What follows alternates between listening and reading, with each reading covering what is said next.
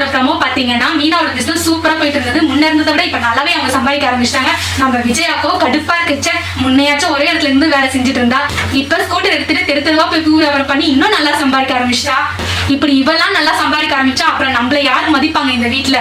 எல்லாம் இந்த ரோகிணியால வந்துச்சு. ஐடியா கொடுக்குறேன், அவங்க வியாபாரமே நாசமாக்குறேன்னு சொல்லி இப்ப அவங்க ஊர் ஃபுல்லா வியாபாரம் பண்ற அளவுக்கு வச்சிட்டா.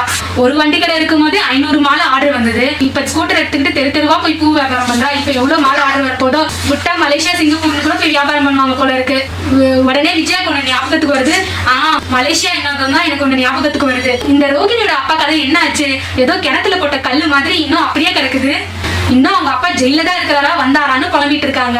நம்மளுக்கு இருக்கிற இந்த அக்கறை கூட ரோகிணிக்கு இருக்காரு போல இருக்கு. இந்த பக்கம் மீனா ஸ்கூட்டர்ல தெரு தெருவா பூ வியாபாரம் பண்ணிக்கிட்டு இருக்காங்க.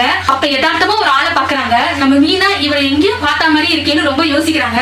அதுக்கப்புறம் தான் யோசனை வருது, இவர் யாரு ரோகிணியோட மாமா மாதிரியே இருக்காருன்னு யோசிக்கிறாங்க. அப்புறம் தான் மீனாக்கு யோசனை வருது, ஆமா ரோகிணியோட மாமா தான் நல்ல வசதியானவங்களா, அவங்க ஏன் கறிக்கடையில நின்று வியாபாரம் பண்ண போறாங்களேன்னு. உடனே நம்ம முத்துக்கு போன் பண்ணி, என்னங்க சீக்கிரம் நான் சொல்ற இடத்துக்கு வாங்க, என்னாச்சு மீனான்னு நம்ம முத்துவும் ரொம்ப பதறி போய் கேட்கிறாரு. பார்த்தா நீங்களே ரொம்ப ஆச்சரியப்படுவீங்க. அதுக்கு முத்துவும், ஏன் முதல்ல எங்க அண்ணன் மனோஜ் கோயில் உட்காந்து பிச்சை எடுத்துக்கிட்டு இருந்த மாதிரி இப்ப எங்க அம்மா உட்காந்து பிச்சை எடுத்துக்கிட்டு இருக்காங்களான்னு கேலியா கேட்கிறாரு. ஐயோ அதெல்லாம் இல்லைங்க, நீங்க சீக்கிரம் வாங்க, இங்க நானு ரோகிணியோட மாமா மேல ஒருத்தர் பார்த்தேன், அதுவும் அவர் கறிக்கடையில வியாபாரம் பண்ணிக்கிட்டு இருக்காரு. ஒருவேளை இது அவர் தானே, ஒருவேளை அவரை மாதிரி வேற யாராச்சும் இருக்காங்களான்னு எனக்கு குழப்பமா இருக்குன்னு சீக்கிரம் வாங்கன்னு சொல்றாங்க. முத்துவும் சரி இதோ வந்துடுறேன் அவசர அவசரமா கிளம்பி வந்துகிட்டு இருக்காரு. இதுக்கப்புறம் முத்துவும் மீனாவும் ரோகிணியோட மாமா கிட்ட போய் விசாரிக்க போறாங்க. இதனால ரோகிணி பத்தின உண்மை எல்லாம் வெளிவருதா இல்லையான்னு பொறுத்திருந்து பார்க்கலாம். நம்ம ரோகிணி மாட்டுவாங்களா மாட்ட மாட்டாங்களான்னு நீங்க எங்களுக்கு சொல்லுங்க.